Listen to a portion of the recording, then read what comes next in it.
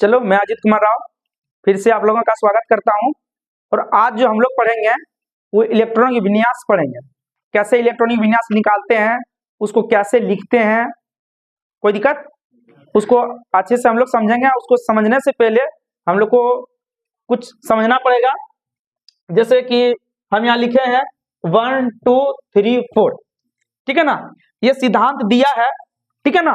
तो कहने का मतलब है कि KLMN जब अच्छे से पढ़ोगे तो उसमें आएगा। हम सिर्फ इलेक्ट्रॉनिक विन्यास सिखाना चाह रहे हैं, तो थोड़ा सा उसका जड़ से सिखाना चाह रहे हैं। तो 1S, इसमें आएगा 2S 2P, इसमें आएगा 3S 3P 3D, इसमें आ जाएगा 4S 4P 4D 4F। कोई दिक्कत। अब तुम लोग को पहले हम बताए थे कि जो आहू बाहुक है, ठीक है ना, उसमें से एक है एजुमथल सिद्धांत दिया था, ठीक है ना, जिसमें L बराबर था क्या था, S P D F। S को क्या बोला था 0, P को क्या बोला था 1, D को क्या बोला था 2 और F को क्या बोला था। इसका मतलब है कि यहाँ जो एक है ना, एक और S के जगह पर क्या है 0। इसका मतलब कितना हो गया 1। इसमें तो 2 प्लस कितना 0, इसका मतलब कितना हो गया 2। इसमें था 2 प्लस P के जगह पर कितना 1, कितना हो गया 3 आ गया। कोई दिक्कत। इसमें कितना था 3 प्लस 0, तो कितना हो गया 3। इसमें था 3 प्लस P के जगह पर कितना, और कितना हो गया 4। इसमें कितना 3 प्लस D के जगह पर कितना था 2, कितना हो गया 5। अब यहां देखो 4 प्लस S के जगह पर 0, कोई दिक्कत। 4 प्लस P के जगह पर कितना हो गया 5। उसके बाद 4 इंटू D के जगह पर कितना 2, कितना हो गया 6। 4 प्लस F के जगह पर कितना 3, कितना हो गया 7। कोई दिक्कत। अच्छा, यहाँ 4, ठीक है ना, यहाँ 4। तो कहने का मतलब इसमें आया है 4, इसमें आया 5, इसमें आया 6, इसमें आया 7, इसमें 3 4 5, इसमें 2 3, इसमें 1। अब कहने का मतलब है कि इलेक्ट्रॉनिक विन्यास कैसे लिखते हैं, ठीक है ना।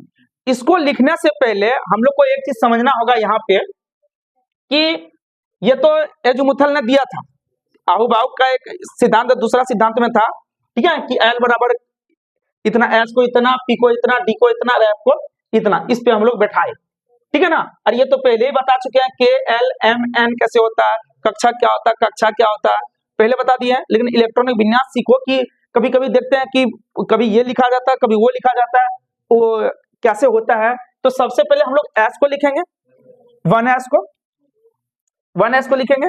उसके बाद तुम लोग एक चीज तुम लोग को पता, ये चीज पता चलना चाहिए कि तुम लोग को हम एक चीज बताए थे यहाँ कि जो S है ना, S में कितना होता है एक कक्षा। तो इलेक्ट्रॉन क्या को आएगा P में कितना आएगा 3 गो, तो इलेक्ट्रॉन क्या को हो जाएगा 6 गो। इलेक्ट्रॉन क्या को हो जाएगा D क्या को होता है 5 गो। इलेक्ट्रॉन क्या को हो जाएगा F क्या को होता है 7 गो। इलेक्ट्रॉन कितने समय 2 तो कितना होगा 14। यहाँ तक कोई समस्या, कोई दिक्कत नहीं, दिक्कत है। तो S में मैक्सिमम इलेक्ट्रॉन क्या को होगा, P में कितना मैक्सिमम, D में मैक्सिमम कितना, F में मैक्सिमम कितना। यहाँ तो कोई दिक्कत। तो पहला हम लोग अब यहाँ एक चीज देखेंगे, अब लिखेंगे किसको, कोई दिक्कत। हम लोग लिखते हैं 1S 2 क्योंकि S में जो इलेक्ट्रॉन की संख्या कितना होगा 2। इसका काम खत्म। इसका जो था इसको लिख दिया, फिर यहां से चालू करेंगे 2S। S में कितना होगा इलेक्ट्रॉन 2, ठीक है ना। अब P में कितना होगा ठीक है ना। अब देखो कहने का मतलब है कि इसको अभी पहले छोड़ दो, ठीक है ना, इसको पहले अभी क्या करो, छोड़ दो, इलेक्ट्रॉन बाद में हम लोग बैठाएंगे, कोई दिक्कत।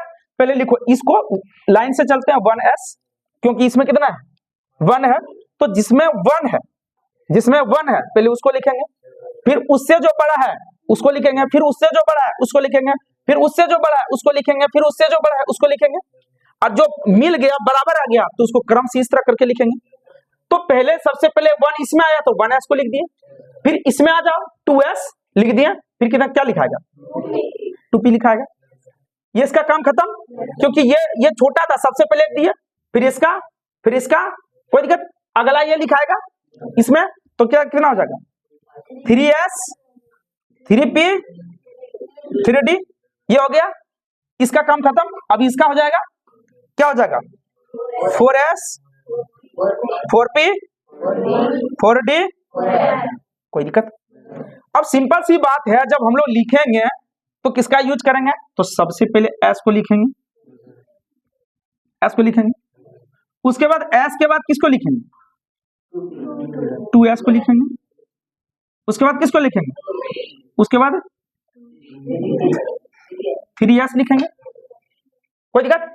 जब 3s लिखेंगे तो देखना एक चीज कि यहाँ 2p तक कोई दिक्कत नहीं है, फिर 3s लिख दिए, अब 3p लिखेंगे, 3p लिख देंगे, अब 3 पहले 3d होगा कि 3s 4s, तो 4s होगा, क्योंकि 3p में 4 है, अगर मान लो कि 3d पहले कर देंगे तो इसमें 5 हो जाएगा, तो देखो 4s में 4 है यहाँ, तो इसको पहले यही लिखेंगे छोटा से बड़ा, तो फिर 3p के बाद कौन आ जाएगा 4s के बाद, अब इसमें क्या 3d, मतलब इसमें कोई दिक्कत। अब उसके बाद किस में होगा 4p, उसके बाद 4d, उसके बाद 4f, कोई समस्या। अब यहाँ एक चीज देखना कि अब यहाँ हम लोग एक चीज बैठाते हैं कि अब है किसमें, यहाँ तो ये जान गए थे, तो हम लोग एक उदाहरण लेते हैं सोडियम। अगर सोडियम का परमाणु अगर देखा जाए Na, परमाणु संख्या कितना 11। अब बोला सोडियम का इलेक्ट्रॉनिक विन्यास लिखें, अगर बोले कि सोडियम का, अगर हम लोग सोडियम का इलेक्ट्रॉनिक विन्यास यहां लिखते हैं, सोडियम का Na इलेक्ट्रॉनिक विन्यास सोडियम का लिखते हैं, किसका लिखते हैं सोडियम। जब सोडियम का लिखेंगे तो 11 है, इसमें कितना है 11 है।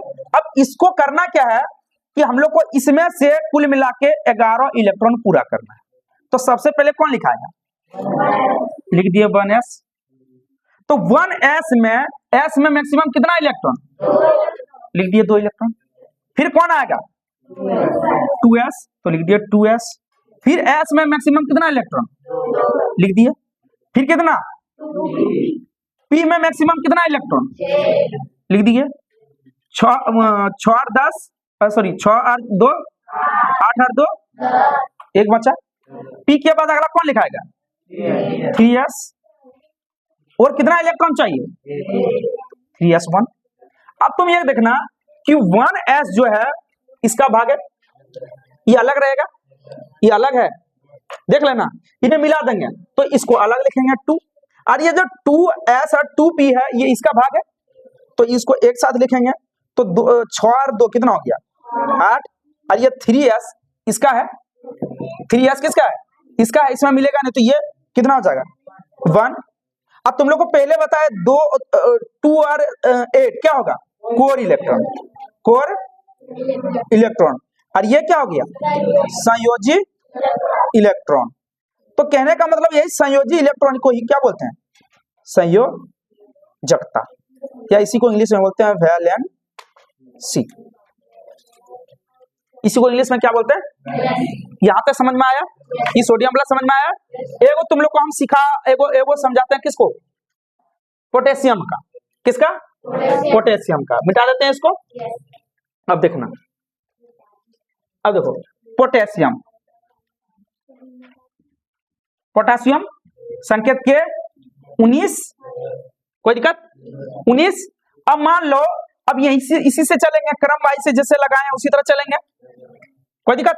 अब एक चीज बोलो कि पहले तो लगे 1s, ले लिए 1s, एस में कितना इलेक्ट्रॉन, ले दिए 2 इलेक्ट्रॉन। फिर कौन आएगा, लिख दिए 2s। फिर एस में कितना इलेक्ट्रॉन, 2 इलेक्ट्रॉन। अगला कौन आएगा, 2p आएगा, 2p लिख दिए। p में मैक्सिमम कितना, 6 इलेक्ट्रॉन। तो 10 6 8 2 10 हुआ। अगला कौन आएगा, 3s आएगा। s में मैक्सिमम कितना इलेक्ट्रॉन, 2 इलेक्ट्रॉन, लेकिन हो गया कितना, 12। तो 3s के बाद कौन लिखाएगा, 3p। तो 3p, फिर p में मैक्सिमम कितना इलेक्ट्रॉन, 6 इलेक्ट्रॉन। तो कितना हो गया, 18। अब जो है, अब जो 3d को लेंगे 4s को लेंगे, 4s को लेंगे, क्योंकि 3d में जो d वाला है, जो 3d वाला है इसमें 5 है, ठीक है ना, और 4s वाला है उसमें 4 ही है। तो इसको पहले लेंगे, कोई दिक्कत। तो क्या लेंगे, 4s। अब क्या को बाकी है, एक गो। तो इसमें होता है 2 गो, लेकिन हमको एक ही को चाहिए।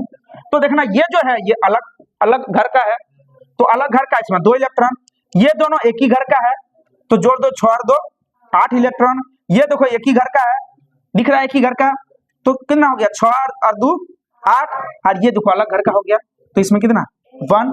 तुम लोग को बताए थे कि यहां तक जो है, यहां तक इसका क्या हो जाएगा, कोर इलेक्ट्रॉन, और ये संयोजी इलेक्ट्रॉन। तो तुम लोग देख लेना, जो पोटेशियम का संयोजकता होगा वो कितना होगा, 1 होगा। या इसको क्या बोलते थे, वैलेंसी। है समझ में। अब यहाँ टेंशन लेना ही नहीं है। अब टेंशन लेना, अगर मान लो एक चीज पूछे, अगर ये तो बता चुके हैं पहले क्यों होगा, तो P में क्यों होगा इतना, D में क्यों होगा इतना, F में क्यों होगा इतना। तुमको जो पूछे वो लिखो, नहीं समझ में आया, तुमको जो पूछे वो लिखो, नहीं समझ में आया। अब सिंपल सी बात है, एक चीज हम लोग लिखते हैं, एक चीज का और एक चीज का लिखते हैं। अब एक चीज का और लिखते हैं, और एक चीज लिखते हैं ऑक्सीजन का। किसका, ऑक्सीजन और 8 होता है। अब कहने का मतलब है जितना तक आएगा तब यहां से शुरू करेंगे। 1s, s में कितना इलेक्ट्रॉन, 2, इसका काम खत्म। अब इसमें आएंगे 2s, s में कितना इलेक्ट्रॉन मैक्सिमम, अब कितना आएंगे 2p। अब 2 और 2 8 को लाने के लिए यहाँ कितना देना पड़ेगा, लेता है होता है 6 गो, लेकिन जितना जरूरत है उतने। अभी ये दोनों देखो, इसका ये अपना अलग है तो ये 2, और ये दोनों अपना अलग है, ये दोनों साथ में है, 4 2 6, 4 2 कोई दिक्कत। अब कहने का मतलब ये लास्ट निकल गया। अब इसका जो है ना, देखो 4 तक आए, अगर 4 तक आए तो वैलेंसी क्या होगा, वैलेंसी होगा 4 तक, और उसके बाद 4 के बाद आए तो वैलेंसी नेगेटिविटी होने लगता है। तो कहने का मतलब है ऑक्सीजन देखना, तो जो सब कोई है जो अपना अष्टक कितना में पूरा रहा था, लास्ट में 8 में अष्टक पूरा था कितना, 8 में। तो कुछ नहीं करना, ये जो 6 को है ना, 6 लास्ट में जो बचा है 8 को घटा देना, कितना हो जाएगा -2। और ऑक्साइड जो है ना, ऑक्साइड एक ऋण मूलक पदार्थ है। तो कहने का मतलब अगर पूछे जो ऑक्सीजन का जो वैलेंसी है वो कितना होगा, -2 माइनस। और केमिस्ट्री में अगर लिखेगा तो यहां लिखा था, कोई दिक्कत। अब कहने का मतलब है एक चीज यहां तक समझ में आ गया, कोई दिक्कत ना। 1 से लेके जितना जरूरत है उतने लिखेंगे। अब जैसे कि अगर हाइड्रोजन का लिखेंगे, हाइड्रोजन का HYDROGN, हाइड्रोजन का 1 परमाणु संख्या 1, तो इसका लिखेंगे 1s1, 1s, इसका कितना होगा 1, कितना इसका वैलेंसी 1। अरे समझ में। अब एक चीज और देखना, एक चीज और देखना, तो इसमें जो है ना क्रम से कैसे लिखेंगे, क्रम से कैसे लिखेंगे। तो पहले देखो इसको कैसे क्रम से लिखेंगे, पहले 1s, फिर 2s, फिर 2p, 3s, फिर 3p, 3d लिखाएगा क्या, कहाँ जाएगा, पीने के एकदम लाइन में लगले हैं, एकदम नारा लगा रहे हैं, हम लोग नारा जैसे लगाते थे नारा लगाते थे, दे रहे हैं एकदम चल रहा है, कोई दिक्कत। तो पहले यहाँ नहीं होगा, क्योंकि यहाँ इसलिए नहीं होगा क्योंकि 3d में जो है 3d कहाँ गया, इसमें 5 होता है, लेकिन 4s में कितना होता है, तो हम छोटा से बड़ा लेना बोले। तो पहले यहाँ 3p के बाद कौन आ जाएगा 4s, उसके बाद कौन आएगा 3D, उसके बाद 4P, उसके बाद बस ये चीजें तुम याद रख लोगे, तुम जहां तक बनाना चाहोगे वहां तक बन जाएगा। ये चीजें अगर याद रख लोगे, ये चीजें तो तुम जहां तक बनाना चाहोगे वहां तक बना लोगे। और ये तो तुम लोग को पहले बता ही दिए थे, कोई दिक्कत? ये थोड़ा सा समझना, ये तो यही बोल दिया कि एक में 2 होता है, सबका घर बना दिए, तो आराम से इसको सीख जाना है, कोई दिक्कत? क्योंकि सब में जितना भी अगर यहाँ कक्षक है, सब एक कक्षा में 2 इलेक्ट्रॉन होता है, एक कक्षा में 2 इलेक्ट्रॉन, तो इसके पास 3 कक्षक, इसके पास 5 कक्षक, इसके पास 7 कक्षक है। बस ये कैसे पहले ये कभी कभी गड़बड़ा जाता है कि 3P के बाद 3D क्यों नहीं लिखाया, तो यहां से पता चल गया कि 3P के बाद 3D क्यों नहीं लिखाया। कोई दिक्कत नहीं? समझ में आया? यहां से पता चल गया कि 3P के बाद 3D क्यों नहीं लिखाया। आया समझ में? सब बन जाएगा, इसको उतारो।